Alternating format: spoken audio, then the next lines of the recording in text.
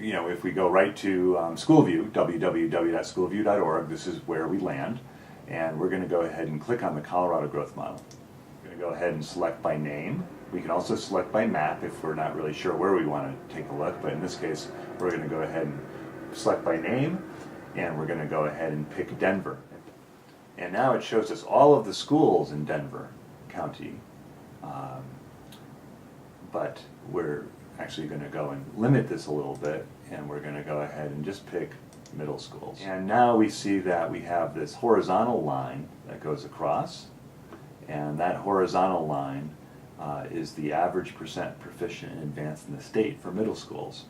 And then we've got the 50th percentile line right here, which is the state average, or the median student growth percentile for the state, which is equivalent to a year's growth in a year's time.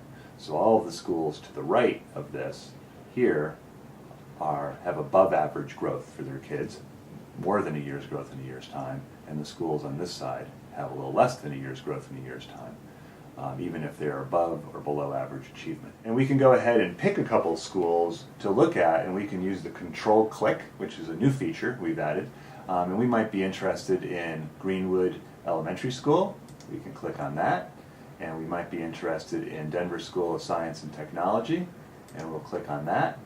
And we might be interested maybe in, here's Slavens, or here's Grant Ranch, K-8, and we can go ahead and pick on that. And so we've just chosen 3 schools that we might want to examine across years and in different grades. And this is mathematics, reading, and writing. So we can see that in this case we've picked 3 schools that all have above average achievement, different growth rates, all pretty good growth rates, right? All above, well above the state average, well above a year's growth in a year's time.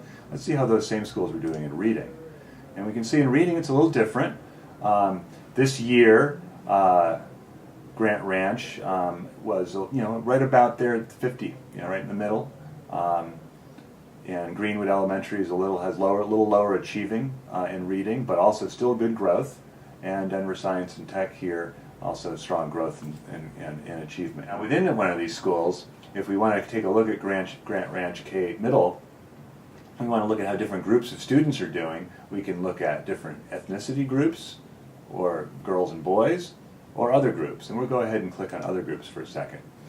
And so now we're within Grant Ranch K-8 Middle School, and we're looking at the growth and achievement of gifted and talented students, of students that are eligible for free and reduced priced lunches, which would be your students that are low income, and we're looking at students that are English language learners and students on IEPs. And what's important to note is that while achievement levels are different for all of these students, in all cases, all of these groups have growth rates above the state average. And so whether you're low income, in fact, low income students in this school have the highest growth rate of 68% growth.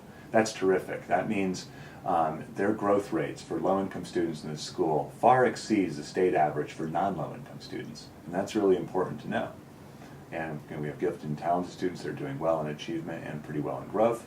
And we can compare the same thing for these different groups of students by reading and mathematics. And we see that low income students are doing a little less good in terms of growth in reading.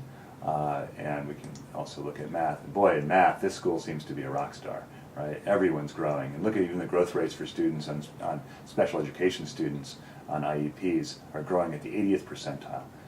So, the story is pretty good for Grant Ranch Middle School here.